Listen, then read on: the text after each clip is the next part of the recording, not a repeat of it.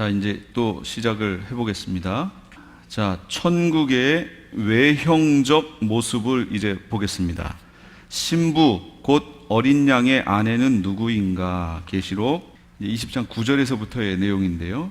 일곱 대접을 가지고 마지막 일곱 재앙을 담은 일곱 천사 중 하나가 나와서 내게 말하여 이르되 이리 오라. 내가 신부 곧 어린 양의 아내를 너에게 보이리라 하고 이제 데리고 올라갑니다. 가서 보여주는 거예요. 그럼 여기에서 신부 곧 어린 양의 아내는 누구인가? 어린 양의 아내를 보이리라 라고 말을 했죠. 이제 어디로 가나 보세요. 성령으로 나를 데리고 크고 높은 산으로 올라가 하나님께로부터 하늘에서 내려오는 거룩한 성 예루살렘을 보이니, 지금 뭐 보여준다고 그랬죠? 신부 곧 어린 양의 아내를 보여준다고 했는데 지금 뭐 보여줬어요? 거룩한 성 예루살렘을 보여줬어요. 이 예루살렘이 저기 아니에요. 지금 중동에 있는 거기 아닙니다. 이거 거기를 보여줘요. 그 얘기는 무슨 얘기가 돼요? 신부가 누구라는 거예요? 성 예루살렘 성을 얘기한다, 그 얘기예요. 그 우리가 신부감 아닌가요? 신부 후보들 아니에요? 근데 성을 보여주다니요. 이건 뭔가요? 에베소서 2장 20절 22절. 너희는, 우리 얘기하는 거예요, 사도들과 선지자들의 터 위에 세우심을 입은 자라. 그리스도 예수께서 친히 모퉁이 돌이 되셨느니라. 그의 앞에서 건물마다 서로 연결하여 주 안에서 성전이 되어가고 너희도 성령 안에서 하나님이 거하실 처소가 되기 위하여, 누가 거하실 처소요? 하나님이 거하실 처소가 되기 위하여 그리스도 예수 안에서 함께 지어져 가느니라. 무슨 얘기일까요? 쉬운 얘기로 예수님이 하늘에서 성도 된 우리를 재료 삼아 성을 짓고 계시다, 그 얘기예요. 우리를 재료 삼아서 성전을, 하나님이 구하실 성전을 짓고 계신데 그게 예루살렘 성인 거예요. 우리가 재료예요. 그래서 우리 한 사람 한 사람이 벽돌이라고 생각하면 이해가 쉬우실 거예요. 지금 우리 한 사람 한 사람을 벽돌 삼아서 성전을 짓는 거예요. 의리의리한 예루살렘 성전을 딱 짓고 계세요. 그래서 우리가 그 성전에서 어느 한 곳을 맡게 되겠지요. 어떤 사람들은 이 건물에서 중요한 게 뭐예요? 이 기둥이잖아요. 이 기둥 없으면 어떻게 돼요? 무너지지요. 그래서 가장 중요한 역할을 한 이들을 기둥이라고 표현하잖아요. 아까 빌라델비아 교회에게 뭐라고 예언하셨죠? 성전의 기둥이 되게 해주겠다라고 약속했죠. 책망받지 않은 교회 두 개 중에 하나가 빌라델비아 교회란 말이에요. 잘했어요. 말씀대로 최고의 칭찬을 받은 교회가 빌라델비아 교회거든요. 그러니까 그 교회에 있는 교회에게 말씀하시기를 기둥이 되게 해주겠다, 그 얘기 하시는 거예요. 우리를 재료 삼아서 성전을 지금 짓고 계시다. 요한복음 14장 2, 3절. 내 아버지 집에 거할 것이 많도다. 그렇지 않으면 너희에게 일렀으리라. 내가 너희를 위하여 처소를 예비하러 가노니 가서 너희를 위하여 처소를 예비하면 내가 다시 와서 너희를 내게로 영접하여 나 있는 곳에 너희도 있게 하리라. 지금 예수님이 가셔서 이거 마련하고 계신 거예요. 새 예루살렘 이거 짓고 계시다고요. 이거 짓고 이게 완성이 되면 오시는 거예요. 이스라엘의 결혼 풍습하고 똑같죠. 결혼 약혼했어요. 그리고 신랑이 아버지 집으로 다시 갑니다. 왜 가요? 같이 살 처소를 마련하기 위해 가는 거죠.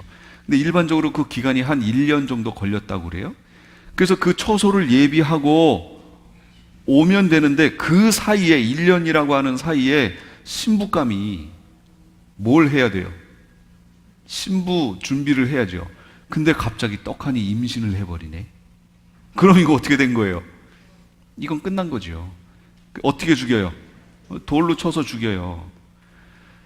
그러니까 지금 예수님이 아버지한테 가 있다는 거는 지금 신부감인 우리가 약속을 받고 약혼하고 신부 준비를 하고 있어야 된다, 그 얘기예요. 그걸 하고 있어야 되는데 갑자기 아이를 낳으려고 해요, 우리가. 무슨 아이냐면 한마디로 열매를 맺으려고 해요. 무슨 우상의 열매를 맺으려고 해요. 그 얘기는 뭐예요? 우상으로 통하여서 내 삶 속에 뭔가가 나타나려고 해요. 삶 속에서 행위로. 그러면 이거는 우상 숭배했다는 거죠. 거룩이 깨졌다는 거죠. 그러면 하나님이 어떻게 하실까요? 그러면 그 가지를 꺾어버리신다고요. 그게 요한복음에 있는 거 아니에요.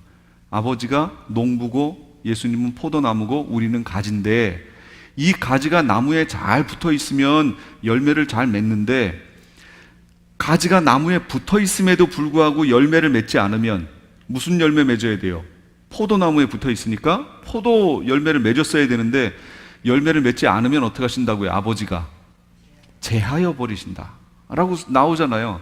성경에 다 있다니까, 이 내용이. 그래서 히브리서에 약속이 남아있을지라도 이르지 못할 자가 있을까 함이라 그러잖아요. 이 성경의 내용이에요, 이게. 근데 지금 교리가 어떻게 됐어요? 한 번 구원은 영원한 구원이라고 얘기하잖아요. 한 번 예수님 믿으면 끝났다, 내가 어떻게 살아도. 이런 건 없어요, 성경에. 이 관점을 한번 눈을 뜨고 앞에 성경을 쫙 읽어보세요. 그러면 정말로 깜짝 놀라실 거예요. 바울도 요한도 베드로도 야고보, 유다 이런 데 쭉 읽어보세요. 구원을 잃는 표현이 있나 없나? 있어요. 이게 보이더라니까요. 이걸 관점을 알고 나니까 성경을 딱 보는데 한결같이 그 얘기를 다 해. 모든 사도들의 표현이, 성경에 있는 표현들이. 깜짝 놀랐어요. 오, 어떻게 이렇게 나와 있는 걸 여태까지 하나도 못 봤지? 안경을 끼니까 안 보이더라, 그 얘기. 아까 신천지에 있는 이들이 이만희에 대한 엉뚱한 성경 해석을 해놓은 걸로 철저하게 안경을 딱 껴버리니까 보혜사다 해버려도 안 믿어요. 믿는 거죠. 제대로 못 보는 거죠, 지금. 그것처럼 지금 돼 있다, 그 얘기입니다. 그래서 안타깝다, 그 얘기. 어린 양의 아내가 거룩한 성이고 그 거룩한 성을 신랑이 지금 준비하고 있는 거예요. 그럼 그 사이에 우리는 거룩을 유지하고 거기에 재료가 되기 위하여서 신부감으로서의 그 준비해야 될 것들을 준비하고 열매를 맺어야지요. 그렇게 하면 신랑이 와서 결혼식을 하게 돼 있습니다. 그럼 결혼하면 어떻게 해요? 그 다음에 곧바로 거기로 가나요? 신혼여행 가지요. 신혼여행 안 다녀오셨어요? 상관없습니다. 신혼여행을 가잖아요. 바로 메시아 왕국이 바로 신혼여행지예요. 그래서 왕 대신 메시아와 함께 그 왕이, 신랑이 다스리는 그 다스림 속에서 최고의, 처음 하늘과 처음 땅의 마지막 끝부분에서 최고의 복을 누리는 상태, 그 상태를 풍성하게 누리고 그 다음에 백보자 심판을 거쳐 약속하신 천국, 그게 이제 새 예루살렘 성, 거룩한 성, 그 여태까지 예수님이 우리를 주기 위해서 만들어 놓으셨던 신부가 마치 신랑을 위해 단장한 것 같은 그 예루살렘 성으로 들어가는 겁니다. 우리가 그거 얘기하는 거예요. 성의 크기는 1200 스타디온이래요. 1200 스타디온이 잘 이해가 안 되시죠? 이게 2220km입니다. 서울에서 부산까지가 약 400km니까 꽤 길지요. 여기로 표현할게요. 제가 이제 한번 다녀봐서 그걸 알아요. 거리가 딱 나왔어요. 뭐냐? 2200. 여기서 출발합니다. 출발해서 쭉 위로 가다 보면 15번으로 가면 바스토우 나오지요. 거기에서 쭉 가면 라스베가스고, 오른쪽으로 빠지면 40번 길로 가서 킹맨으로 해서 쭉 가면 그랜드 캐년 나오지요. 그랜드 캐년 노스 림을 거쳐 이스트 림을 거쳐 쭉 올라가서 엔텔롭 밸리를 갔다가 엔텔롭 밸리에서 쭉 빠져나와가지고 브라이스 캐년을 갔다가 브라이스 캐년으로 쭉 가서 라스베가스를 가서 다시 LA로 오면 바로 2200km입니다. 어떻게 알게요? 제가 그렇게 해서 이 거리를 딱 찍고 그렇게 갔다 왔거든요. 그랬더니 2250인가 딱 나오더라고요. 그러니까 1410마일인가 이렇게 나왔어요. 그 거리 그러니까 대한민국을 집어넣어도 돼요. 거기다. 대한민국 서울에서 부산까지가 400km인데 이렇게 400 그래도 1600밖에 안 되잖아요. 그러니까 그거보다 더 길게 이렇게 갔다 온 건데, 그러니까 한국을 집어넣을 수 있는 거리. 그 거리가 딱 여기서 말하는 이 거리예요. 1200 스타디온이라는 거리입니다. 그럼 이게 실제 우리가 지금 측량하는 그 측량일까요? 이때는 이미 우리가 완전히 변화된 상태잖아요. 변화된 상태이기 때문에 이걸 그거랑 똑같다라고 이렇게 놓을 수는 없습니다. 자, 과학의 크기. 그러니까 이거는 상징적 의미가 여기 들어가 있다라는 걸 아시겠죠? 상징적 의미. 성곽의 크기가 성의 외벽을 말하는 거예요. 144 규빗을 말해요. 그러면 이거를 미터로 환산하면 65미터, 66미터 이렇게 돼요. 그럼 그걸 말하느냐 그 얘기예요. 그게 아니고 144는 14만 4천을 얘기할 때 14만 4천이 뭐예요? 144 곱하기 1000이잖아요. 144 지금 신부가 성에 재료가 되어 들어갔다고 그랬죠. 그렇다면 14만 4천도 거기다가 넣어볼 수 있지요. 14만 4천이 했던 역할이 뭐지요? 그러면 실제 이 땅에서 하나님의 백성들을 보호하는 역할이었잖아요. 그러면 성곽이 하는 역할이 뭐예요? 성벽이 하는 역할. 그 성을 보호하는 역할이잖아요. 그렇죠? 그러니까 여기서 144라고 하는 것은 바로 14만 4천이라고 하는 하나님의 종들이 예루살렘 성에서는 성곽의 역할을 한다. 보호하는 역할을 한다. 그래서 그 자리에 들어가게 된다라는 것들을 상징적으로 표현해 주고 있는 거예요. 그 다음 성곽의 기초석. 성곽의 12기초석 가운데 각각에 대해서 12사도의 이름이 거기 다 있어요. 다른 이로서는 구원을 얻을 수 없나니 천하 인간의 구원을 얻을 만한 다른 이름을 우리에게 주신 적이 없느니라. 다 예수님을 상징하는 거예요. 예수님, 예수 그리스도의 이름으로 12문이 있습니다. 각각의 문에 12천사가 있고 각 문에 이름이 있는데 이스라엘의 12지파의 이름이 있어요. 왜 12지파의 이름이 있지요? 우리가, 신부가 이스라엘과 하나님이 약속하신 언약 안으로 우리가 들어간 거잖아요. 이해되셨죠? 들어간 거예요. 우리가 언약 안으로 들어간 거예요. 우리가 12지파가 된 게 아니고 지파 안으로 우리가 약속 안으로 들어간 거예요. 그러니까 우리가 그 성 안으로 들어가려면 12지파의 언약 안으로 우리가 들어가는 거예요. 그래서 문이 그걸 상징합니다. 문은 하나의 진주로 되어 있다. 성의 길은 유리같이 맑은 정금으로 되어 있다. 그러니까 여기에서 그 금 몇 돈 요거 이 천국에 가서 제가 저 땅에다가 몇 돈짜리 그거 놓고 왔는데 그거 좀 가져오면 안 될까요? 천국은 그냥 길 자체가 정금으로 돼 있어요. 그러니까 지금 우리가 갖고 있는 요거 조금 요거 이거 진짜 이건 금이라고 쳐주지도 않습니다. 그러니까 그런 데에다가 마음 쏟지 마세요. 이 땅에서 영광 누리는 거에 마음 쏟지 마세요. 천국 내부의 모습, 성전이 없어요. 성전의 역할과 기능은 하나님과의 만남의 장소인데, 그래서 거룩해야 되는데 성전 안에 성전이 없어요. 왜요?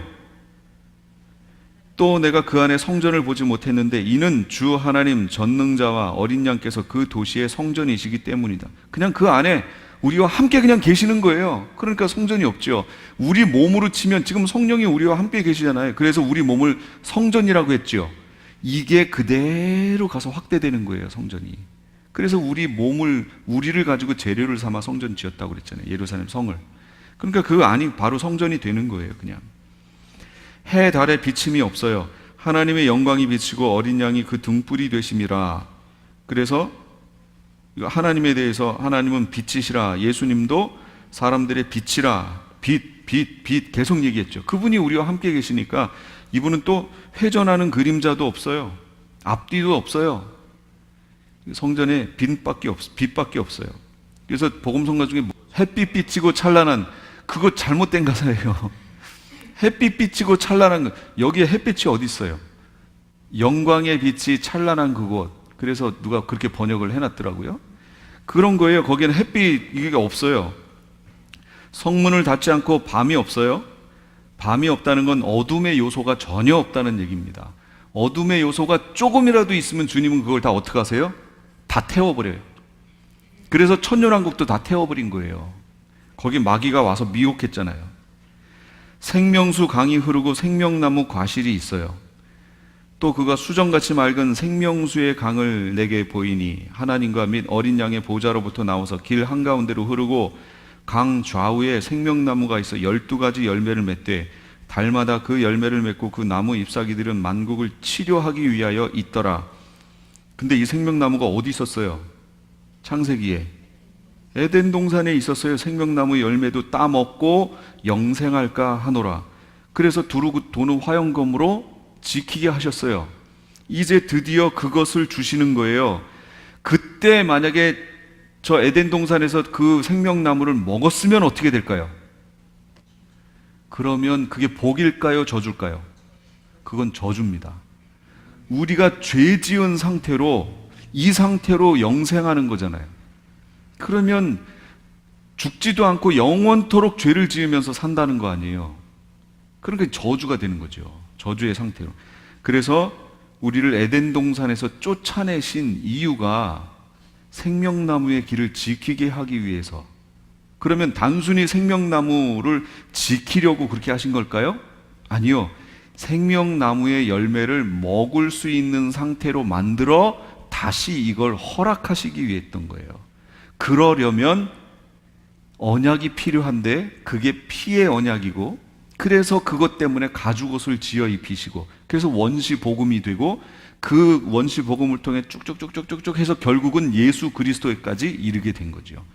예수 그리스도를 통하여 새 언약이라고 하는 약속을 주시고, 이 약속을 붙들고 언약의 장소에까지 오면 그때서 내가 생명나무의 열매를 주겠다, 그 얘기예요. 지금 성경의 내용이. 그래서 그거를 드디어 먹는 것, 그게 바로 이 생명나무 그 얘기가 거기 나오는 거예요. 드디어 하나님의 계획하신 그 계획들이 이루어진다, 그걸 의미합니다. 그래서 21장 6절에 다 이루었다 이렇게 얘기하시는 거예요. 이게 다 이루었다예요. 천국에 들어갈 자와 못 들어갈 자, 성 안에 들어갈 자, 만국이라고 표현했고, 이걸 어디는 모든 나라, 그리고 이스라엘을 포함한 구원받은 모든 교회라고 표현합니다. 21장 그거 볼까요? 그 성은 해나 달의 비침이 쓸데없으니 이는 하나님의 영광이 비치고 어린 양이 그 등불이 되심이라. 만국이 그 빛 가운데로 다니고 땅의 왕들이, 이 만국이 구별된 만국이라는 거 아시겠죠? 어린 양의 신부들과 낙원에 있다가 백보자 심판 거쳐 천국으로 들어간 이들 얘기하는 거예요.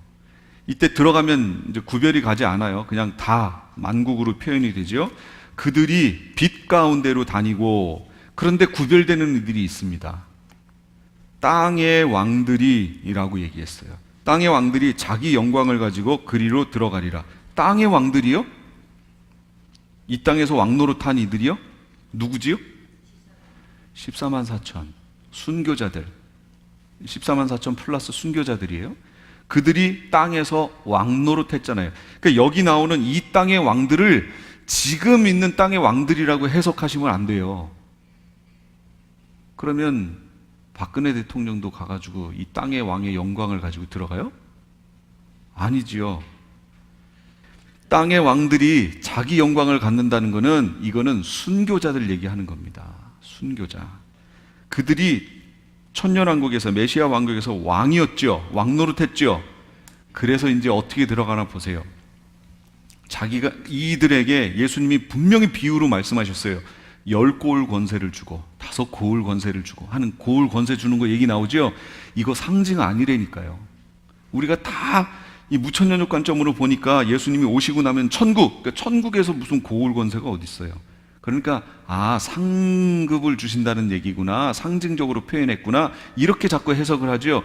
그게 아니라니까요. 예수님이 오시면 천년왕국, 메시아 왕국, 메시아가 왕이 된 왕국이 천년 동안 펼쳐지는데, 그 안에서 10고울 권세를 바로 이들에게 주시는 거예요. 맡기는 거예요. 실제로 맡기는 거예요. 실제적인 내용인데 이걸 자꾸 상징이라고 자꾸 우리가 표현하니까 이게 해석이 잘 안 되죠. 실제적으로 고을 권세를 줘요. 그래서 그들이 각각 고을 권세를 가지고 그 고을을 다스립니다. 왕 노릇을 합니다. 다스립니다. 근데 거기에선 자녀도 생산하잖아요. 그러니까 이게 점점 커지겠죠.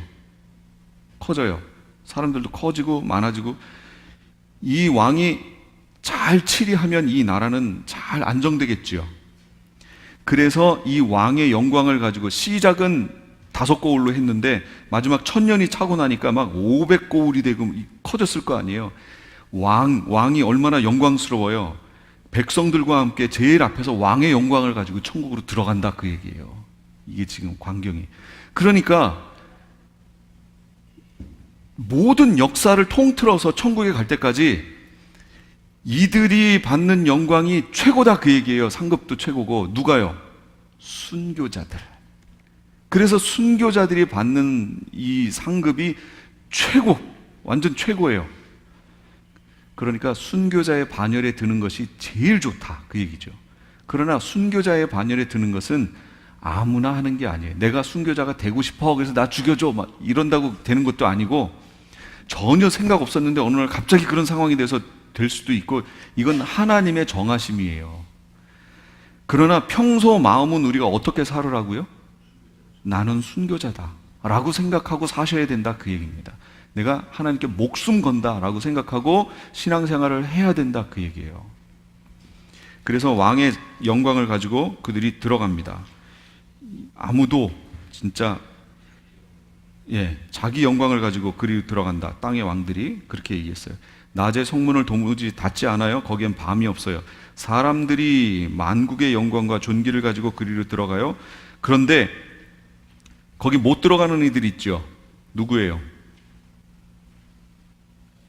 어린 양의 생명책에 이름이 기록되지 못한 이들, 또 생명책에 기록된 자들만 들어가는데 그 얘기는 기록되지 않으면 못 들어가고, 또 속된 것, 가증한 일이나 거짓말한 자들, 무엇이든지 속된 것이나 가증한 일 또는 거짓말하는 자는 결코 그리로 들어가지 못하되. 그러니까 이런 말씀들이 나오면 상징적 해석을 하면 안 된다니까요. 실제적 해석을 해야죠. 보세요. 무엇이든지 속된 것이나 가증한 일 또는 거짓말하는 자는, 거짓말하는 걸 그래서 우리한테 적용해야 되는 거예요. 성도들의 삶 속에 내가 거짓말하고 있지 않은지, 내가 삶 속에 거짓말하고 있느냐 그렇지 않느냐 점검해 봐야 된다, 그 얘기예요. 내 이익을 위해서, 내 자존심을 위해서 거짓말할 때 많잖아요. 안 된다니까요. 그러면 했어요. 어떻게 하면 돼요? 빨리 깨닫고 이게 거룩의 삶을 깨버리는 것이라는 걸 깨닫고 삶의 모든 순간에까지 거룩을 유지하는 삶을 살아요. 그러니까 믿는 이들의 삶이 어때야 되느냐, 그걸 얘기하는 거예요. 예수 믿고 마음대로 산다는 건 그래서 성경에 있을 수 없는 얘기다, 그 얘기죠. 예수 믿었으면 그 믿은 대로 살아야 된다, 그 얘기예요. 그 후의 삶이 얼마나 중요하냐, 그래서 행위가 중요하다라고 얘기하는 겁니다. 행위가 우리를 구원하는 게 아니고 이미 얻은 구원을, 이 구원이 진짜인지, 이 믿음이 진짜인지를 행위를 통해서 드러내라, 나타내라. 그래서 성도들이 신부단장한다, 신부 준비한다, 꾸민다, 그게 바로 삶을 준비하는 거예요. 그래서 흰 옷을 입혀주는데 흰 옷이 그 뭐라고 그랬어요? 세마포가 성도들의 옳은 행실이로다 그랬잖아요. 계시록은 계속 그 얘기하고 있다니까요. 그럼 계시록만 그래요? 앞에도 계속 그 얘기 했어요. 앞에도 마태복음에서부터 유다서 있는데 여기까지 계속 그 얘기 했어요. 근데 우리가 신학이라는 눈을 뜨고 딱 그걸 가려버린 거죠. 그냥 바울 서신의 앞부분만 보고 믿음으로, 이신칭의, 믿음으로 구원 얻는 거구나 이러고 가려버린 거죠. 이신칭의 다음의 삶을 어떻게 살아야 하느냐를 계속 얘기해주고 있는데 그건 싹 가려버린 거예요. 우리 삶을 어떻게 하래요? 하나 예를 들어 볼까요? 로마서 12장 가볼게요. 11장까지는 믿음의 원리를, 그리고 9장부터 11장까지는 이스라엘도, 신부로 준비되어야 한다라는 걸 설명했어요. 그럼 12장부터는 이제 삶을 얘기하겠죠. 삶 시작을 어떻게 하나 보세요. 그러므로 뭐 함으로요? 앞에 여태까지 내가 이제 설명했으므로 형제들아 내가 하나님의 모든 자비하심으로 너희를 권하노니 너희 몸을 하나님이 기뻐하시는 거룩한 산 제사로 드리라. 이는 너희가 드릴 영적 예배니라. 이거 드리면서 살아야 된다고 지금 설명하고 있잖아요. 너희는 이 세대를 본받지 말고 오직 마음을 새롭게 함으로 변화를 받아 하나님의 선하시고 기뻐하시고 온전하신 뜻이 무엇인지 이 땅에 살면서 분별하라, 그 얘기예요. 믿음의 삶이 이제부터는 그래야 된다라는 거지요. 근데 한번 구원 얻었으니까 이제 구원은 확정된 거고, 주일날 골프 치러 가고 주일날 낚시하러 가고 자기 원하는 대로 살면서 나는 예수 믿으니까 구원을 얻었다라고 이렇게 얘기할 수 있나요? 그거 없다, 그 얘기입니다. 그 사람이 자신이 갖고 있는 믿음을 그렇게 표현한 거 아니에요. 구별하지 못했다, 그 얘기예요. 거룩이 뭐예요? 거룩한 산제자 할 때 거룩은 구별이라고 얘기했잖아요. 하나님의 것과 그렇지 않은 것을 구별해낼 수 있는 것, 이걸 거룩이라고 그래요. 삶 속에 그 거룩이 그 속에 없었다, 그 얘기. 그러니까 그 믿음이, 그 사람 현재 속에 있는 그 믿음이 가짜다, 그 얘기죠. 그 사람이 주일날 뭘 했기 때문에 그 사람이 구원을 잃은 게 아니고, 그 사람의 믿음은 진짠지 가짠지 그 사람의 행위를 통해서 보여줬다, 그 얘기예요. 그냥 보여진 거다. 바울 서신만 해도 로마서 제일 중요한 거 아니에요. 바로 여기 그렇게 넘어가잖아요. 이 세대를 본받지 말라고, 거룩한 산제사 드려야 된다고 계속 설명하지요. 내게 주신 은혜로 말미암아 너희 각 사람에게 말하노니 마땅히 생각할 그 이상의 생각 품지 말고 하나님께서 각 사람에게 나눠주신 믿음의 분량대로 지혜롭게 행하라. 믿음의 분량대로. 어떤 이들은 믿음이 성숙한 이들도 있겠죠. 계속 신앙생활을 하다 보면, 말씀대로 살다 보면 믿음이 점점 깊어지겠죠. 그러나 믿음이 그렇지 않은 이들도 있어요. 여린 이들도 있어요. 서로 판단하지 말라고요. 서로 불쌍히 여기고 위해서 기도해 주라고, 그렇게 서로 살아가라고 삶을 지금 계속 얘기하잖아요. 그러니까 바울서신 후반 부분을 이제부터 집중적으로 보셔야 돼요. 그게 신부 단장을 어떻게 하는지를 설명하고 있는 겁니다. 그 부분 놓치면 절대로 안 됩니다. 그럼 그 안에 못 들어가는 자들, 계시록 21장 8절에도 나와요.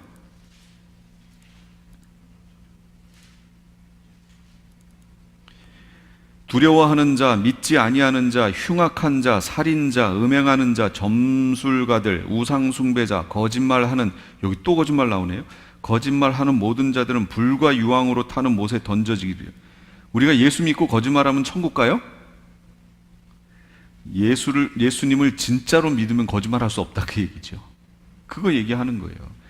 근데 예수 믿는다고 하면서 그냥 자기 마음대로 거짓말하면서, 어떤 목사님 세대로 사는데 거기 주인집 집사님이라고 하는데, 목사님 그 편지 다 가져다가 안 주고, 그러면서 편지 받은 적 없다고 그러고, 왜 그러죠? 참 희한하네. 목사님 부부가 거기 살아요. 집사님이래요. 근데 이 목사님 그 편지가 그 집에 올 거 아니에요. 그러면 그 주인집에 집사님이 다 가져가 버려요. 그리고 이 목사님 앞으로 온 편지라든지 뭐 이런 걸 안 줘요, 안 줘. 분명히 무슨 서류 때문에 와야 되는 서류인데 안 오니까 이분들이 가서 여쭤보는 거죠. 혹시 편지 온 거 없냐고. 안 받았는데요. 왜 그래 대체. 근데 집사님이래요.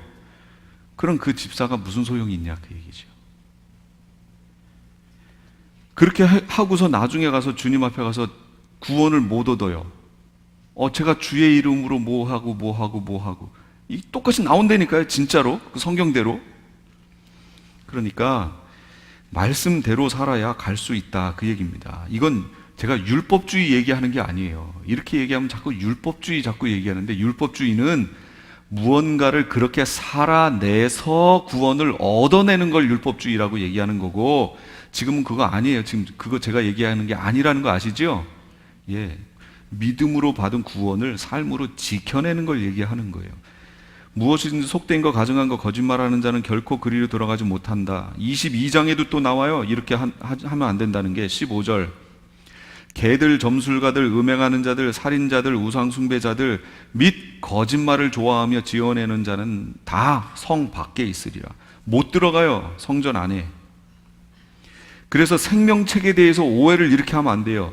이런 행위들을 하더라도 생명책에 이름이 기록되기만 하면 구원 얻는다, 이렇게 얘기하면 안 된다, 그 얘기예요. 지금 대부분의 교회 성도들이 이 관점으로 지금 보고 있는 거예요. 내 이름은 생명책에 기록됐기 때문에 내가 여기서 조금 실수하더라도 나는 구원 받는다, 이렇게 얘기하는 거예요. 그게 아니라니까요. 그게 아니다. 생명책을 보는 관점은 그렇게 보면 안 된다, 그 얘기를 하는 거예요. 생명책에 기록됐다고 하면 내가 어떻게 해야 돼요? 삶을 지켜내야 된다. 본인이 생명책에 이름이 기록됐다고 믿는가? 믿는다면 삶을 지켜내야 된다, 그 얘기예요. 그래서 매일매일 거룩한 옷을 입고 계셔야 된다. 등과 기름이 있으면 기름을 등에 놓고 이거 불을 밝히죠. 그럼 불 밝히는 단위가, 제가 이거 했나요? 불을 밝히는 단위, 주일날 오신 분한테 했구나. 불 밝히는 단위가 뭐예요? 하루예요, 하루. 아세요? 예루살렘 성에 불 밝히는 단위가 하루 단위라고요.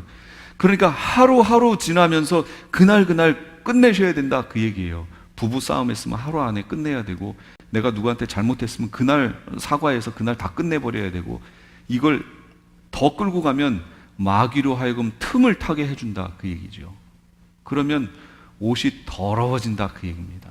그러니까 하루하루 단위로 계속 옷을 빨고 준비하고 있어라, 그 얘기예요. 성 안에서의 삶은 어떨까요? 다시 저주가 없습니다. 천년왕국과 다른 거지요. 천년왕국에 있었지요. 이 초막절을 지키러 오지 않는 자들에게는 비를 내리지 않는 벌이라고 설명했잖아요. 근데 여기서는 다시 저주가 없습니다. 마귀에게 미혹당하고 저주와 죽음이 있는 것이 다시는 없습니다. 죄도 없는데 죄성도 없어요. 이때는 완전히 변화됐기 때문에. 천년왕국에선 죄성이 있었죠. 근데 이 천국은 죄성도 없어요. 에덴 동산을 생각해 보세요. 타락하기 전이에요? 죄성이 있었나요, 없었나요? 없었죠. 죄가 아직 안 들어왔으니까 죄성이 없죠. 에덴 동산 얘기하는 거예요. 죄 짓기 전 죄성이 없었어요. 근데 죄를 지을 가능성은 있었나요? 있었죠. 가능성은 있었어요. 죄성은 없는데 아직 안 들어와서 가능성은 있었어요. 그것 때문에 들어온 거 아니에요. 그럼 천년왕국 가능성이 있어요, 없어요? 있죠. 죄성 있어요. 그런데 하나님의 백성들이 모여있는 이곳은 다르다라고 제가 설명했잖아요. 이건 회복되는 곳이기 때문에. 아마겟돈 전쟁을 하러 왔던 이들 중에 일부가 살아서 들어가는 바람에 거기에 죄성이 그들이 있는 곳에 있다고 그랬죠. 성도들의 있는 진영 안에는 그게 없어요. 그러나 이 천국은 어떻게 된 거예요? 죄성도 없고 가능성도 없고 여긴 완전히 천국이에요, 진짜로. 이제는 더 이상 타락도 없어요.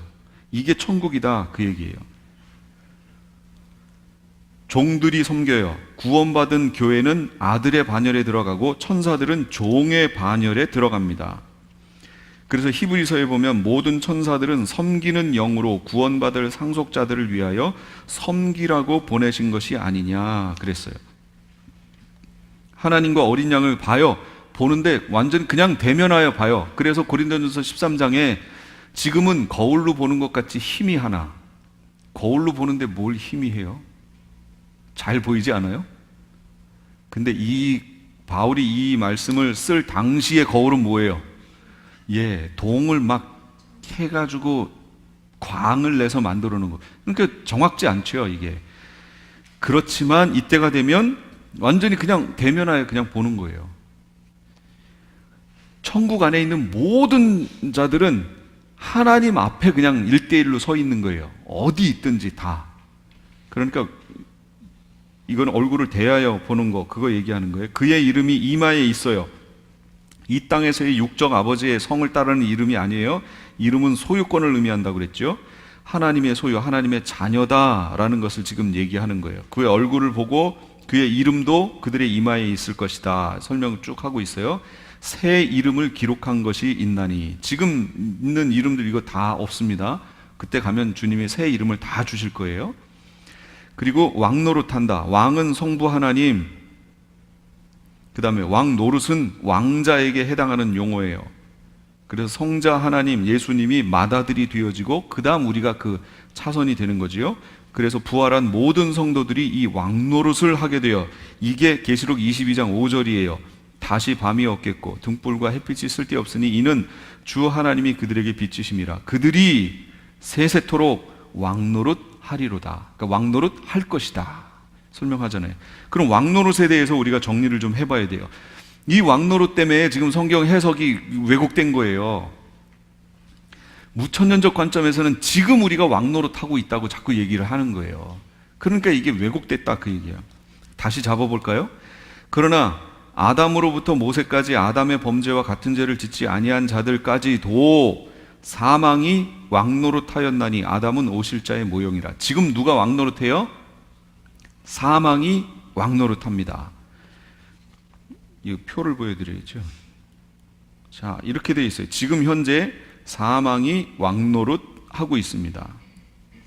과거죠, 과거. 우리로 치면 과거, 믿지 않는 이들을 치면 사망이 왕노릇하고 있어요. 그럼 결과적으로 나는 뭐 하고 있다는 거예요? 상대적으로 종노릇. 사망에 대해서 종노릇. 그러니까 사망이 너 죽는다, 이거 두려워가지고 사람들이 그 시키는 대로 지금 다 하고 있는 거 아니에요? 육신을 따라 사는 거잖아요. 그럼 로마서 5장 17절, 한 사람의 범죄로 말미암아 사망이 그 한 사람으로 통하여 왕노릇하였듯이 더욱 은혜와 의의 선물을 넘치게 받는 자들은 한 분 예수 그리스도를 통하여 생명 안에서 왕노릇 하리로다. 할 것이다, 그거예요. 그래서 로마서 5장 21절에 이는 죄가 사망 안에서 왕노릇 한 것 같이 은혜도 또한 의로 말미암아 왕노릇 하여 현재 우리 주 예수 그리스도로 말미암아 우리를 영생에 이르게 하려 함이라. 이 흐름이 보이셨어요? 지금 예수 그리스도를 믿은 우리에게는 그러면 뭐가 왕노릇하냐 그 얘기예요.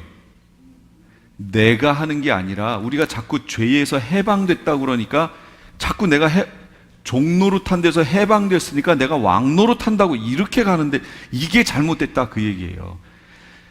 죄의 그러니까 사망이 왕노릇한 데에서 우리가 종노릇한 데에서 해방되어 은혜가 왕노릇하고 우리는 은혜의 종노릇하는 거래.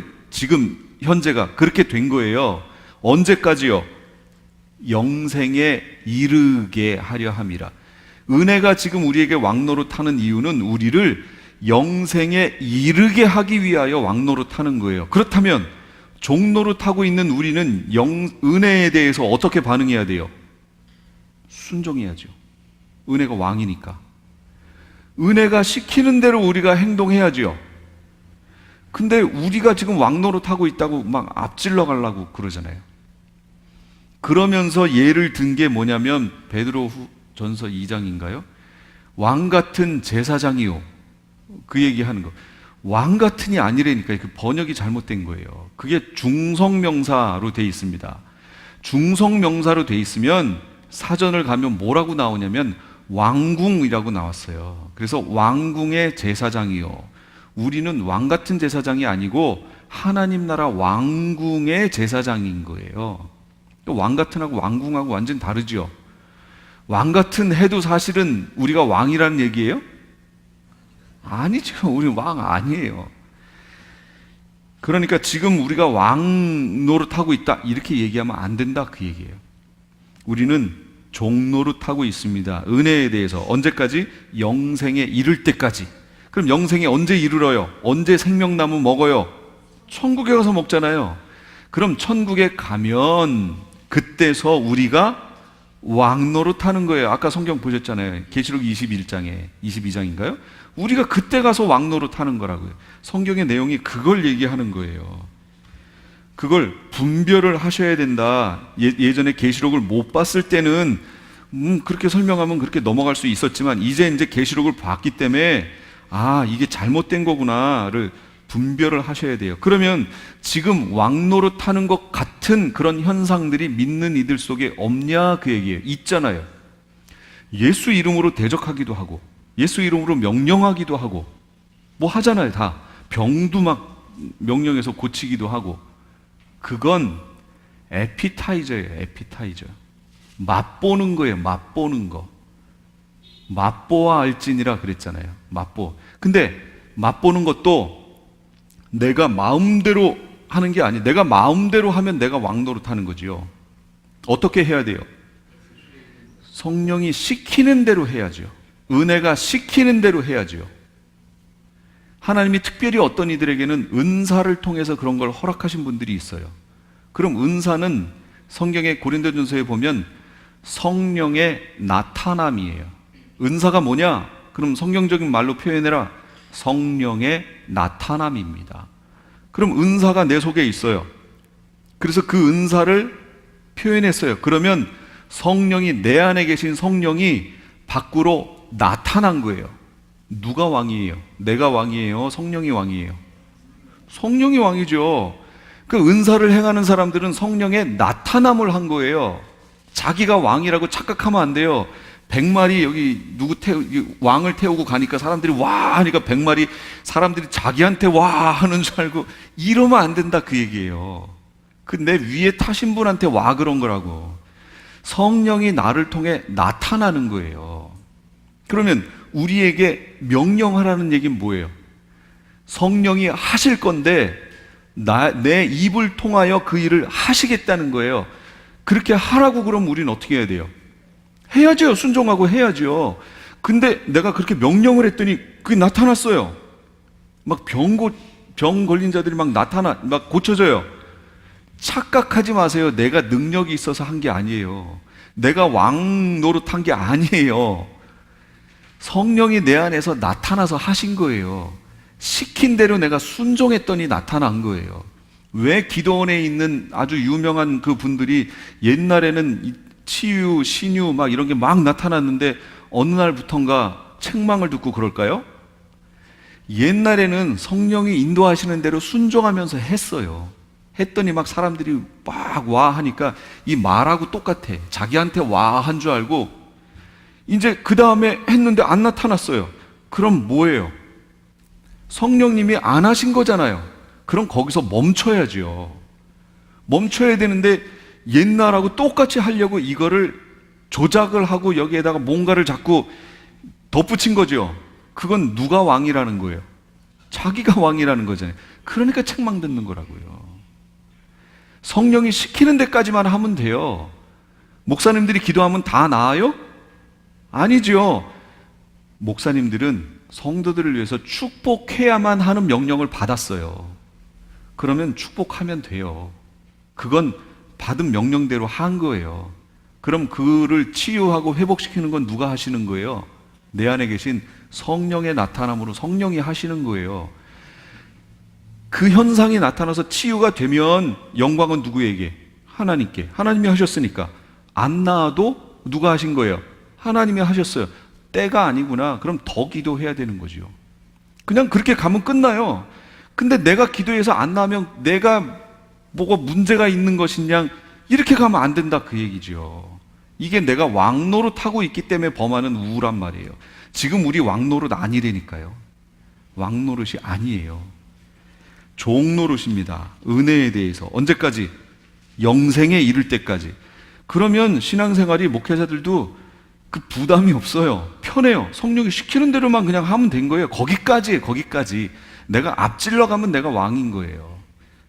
더 이상 앞질러 가시면 안 돼요. 천국에서의 왕노릇은 다릅니다. 다시 밤이 없겠고 등불 햇빛으로 그들이 세세토록 왕노릇 하리로다. 디모데후서 2장 12절. 참으면 또한 함께 왕노릇 할 것이요. 여기도 얘기하잖아요. 바울이 디모데에게 참으면 누가 참어요? 성도가 이 땅에 있는 환난을 참아내고 이기면 함께 왕노릇 할 것이요 그러잖아요. 지금 하고 있다고 설명 안 하잖아요. 성경은 이렇게 나왔다니까 정확하게. 우리가 주를 부인하면 주도 우리를 부인하신다. 배교 얘기하는 거죠. 부활한 모든 성도들이 왕노릇하여 자녀의 반열에 들어가기 때문에 그렇습니다. 그러니까 이 모든 걸 통해서 우리가 지금 성경을 앞부분을 제대로 보고 있느냐, 이거 점검해 봐야 돼요. 그렇다면 점검이 딱 끝났다면 조금 무서워져야 됩니다. 두려움이 조금 있어야 돼요. 아, 우리의 신앙생활이라는 것이 예수 그리스도를 믿으면 거기서 끝나는 게 아니구나. 이제부터가 진짜 신앙생활이구나. 진짜 믿음을 지키는 그런 삶이구나. 그렇게 준비하고 있던 이들이 주님 만나는 거구나. 단순히 교회에 출석하는 교인, 이거 가지고 구원 얻기 힘들구나. 그러면 각자의 교회 가셔서 이제부터 마음이 안타까워지셔야죠. 성도들을 바라보고 구원 얻어야 되는데 그냥 단순히 교회에 나왔다는 것으로 만족하면 이제부터는 안 된다, 그 얘기예요. 신앙의 삶을 사는 모습을 보고 안타까워서 그 사람을 위해서 중보해 줘야 되고, 이 사람이 참 성도로서의 삶을 살 수 있도록 중보하며 그 사람을 세워주는 그 마음이 우리 속에 생겨나야 된다, 그 얘기입니다. 그렇게 준비하시다가 주님 만나게 될 줄로 믿습니다. 마지막을 잘 준비하십시오. 때에 맞는 양식을 나눠줄 자가 누구냐라고 물어보셨어요. 그 때는 계시록 14장에 있는 세 복음을 중점적으로 보시면 돼요. 하늘과 땅과 바다와 물들의 근원을 만드신 오직 하나님을 경배해야 되고, 두 번째는 바벨론 무너진다, 이 세상 무너진다. 세 번째는 짐승표 받지 말아라. 이게 마지막 때에 전해져야 되는 내용이에요. 이 복음을 꼭 사람들에게 전해서 준비하고 있을 수 있도록 만드시는 게 지금 여기 먼저 오신 분들의 역할이다, 그 얘기입니다. 너무 편해지시면 안 돼요. 그 마음의 부담감을 가지시고 주변에 있는 이들에게 전해야 됩니다. 많이 전하라는 얘기가 아니에요. 가까운 데 있는 이들부터 전하기 시작하면 될 거예요. 그러다가 보면 하나님이 이스라엘과 이방을 회복시키실 것이고, 그럼 아내가 준비되면 예수님이 오실 겁니다. 그 앞에 지금 바로 놓였다라는 거 기억하십시오. 기도하겠습니다.